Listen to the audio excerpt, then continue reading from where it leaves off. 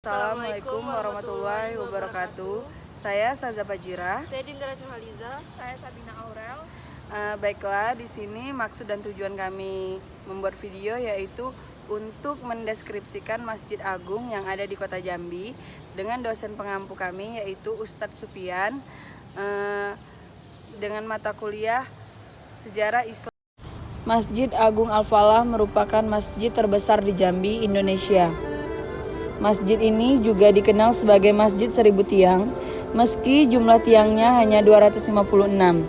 Masjid ini dibangun pada tahun 1971 dan selesai pada tahun 1980. Bangunannya memang seperti sebuah pendopo, terbuka dengan banyak tiang penyangga dan satu kubah besar di atasnya. Lokasi Masjid Agung ini berdiri dulunya merupakan pusat kerajaan Melayu Jambi, bekas istana tanah pilih dari Sultan Taha Saifuddin.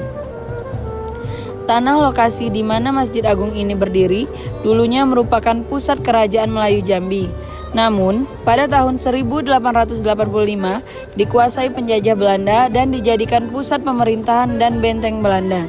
Hal tersebut sejalan dengan penjelasan sejarawan Jambi, Junaidi T. Nur, bahwa Masjid Agung Al-Falah ini berdiri di lahan bekas istana tanah pilih dari Sultan Taha Saifuddin. Pada tahun 1858,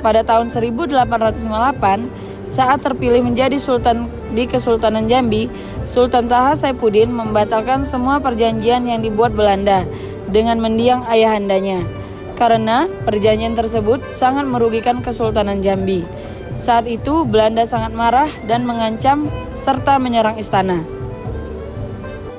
Namun Sultan Taha justru lebih dulu menyerang pos Belanda di daerah Kumpe. Pasukan Belanda melakukan serangan balasan dan membumi hanguskan kompleks istana Pili. Tahun 1906, lokasi bekas istana Sultan tersebut dijadikan asrama tentara Belanda yang digunakan sebagai tempat pemerintahan keresidenan. Di era kemerdekaan sampai tahun 1970-an, lokasi tersebut masih difungsikan sebagai asrama TNI di Jambi. Pada awalnya, gagasan pembangunan Masjid Agung sudah mengemuka tahun 1960-an oleh pemerintah Jambi beserta tokoh-tokoh Islam Jambi. Namun, proses pembangunan masjid baru dimulai tahun 1971. Para alim, ulama, dan tokoh-tokoh Jambi diantaranya M.O. Bafaddal, Haji Hanafi, Nurdin Hamzah, dan gubernur saat itu yaitu Tambunan atau Nur Atmadibrata sepakat untuk membangun Masjid Agung di lokasi tersebut dan merelokasi asrama TNI. Salah satu alasan kenapa masjid ini dibangun di lokasi bersejarah tersebut adalah mengacu pada lambang Jambi yang terdapat gambar masjid. Masjid Agung Al-Falah Kota Jambi diresmikan penggunaannya oleh Presiden Soeharto pada tanggal 29 September 1980. Masjid kebanggaan warga Jambi ini berdiri di atas lahan seluas lebih dari 26.860 meter persegi atau lebih dari 2,7 hektar. Sedangkan luas bangunan masjid adalah 6.400 meter persegi dengan ukuran 80 kali 80 meter dan mampu menampung 10.000 jamaah sekaligus. Sedari awal bangunan Masjid Agung hingga sekarang tetap dipertahankan sesuai bentuk awalnya.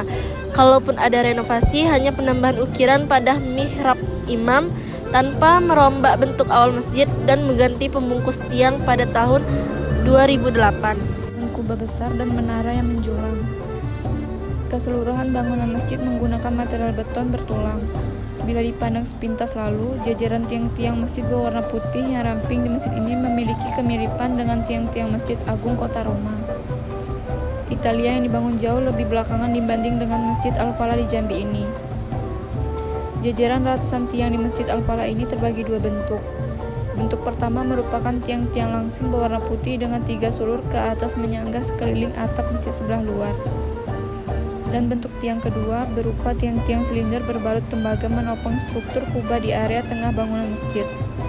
Penggunaan material tembaga untuk menutup tiang-tiang silinder ini memberikan kesan antik namun megah pada interior Masjid Al-Falah.